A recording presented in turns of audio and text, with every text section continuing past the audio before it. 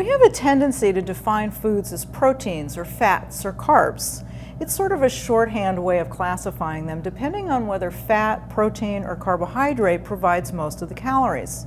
We call potatoes carbs and fish protein, but in reality very few foods are made up of only fat or carbohydrate or protein. Many in fact contain all three. Say protein to most people, and they're likely to list meats, fish, poultry, eggs, dairy products, and maybe some vegetarian sources like beans or lentils.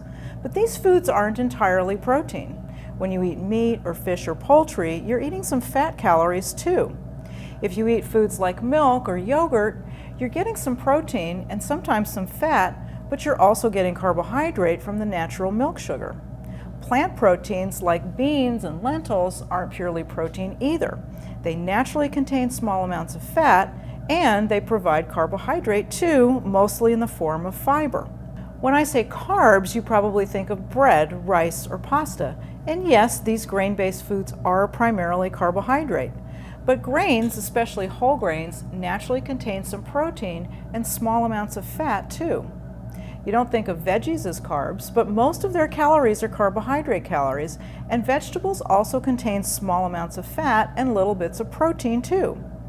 We classify foods like oil and butter as fats, but we sometimes call foods like avocado or nuts fats.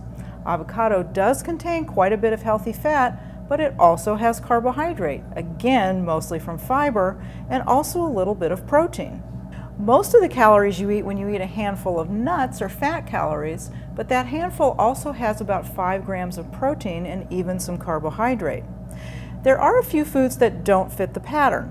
With the exception of avocado, which is technically a fruit, fruits have no fat and only a few have just the barest trace of protein. Oils are 100% fat, and plain sugars like table sugar, honey, and maple syrup are all carbohydrate.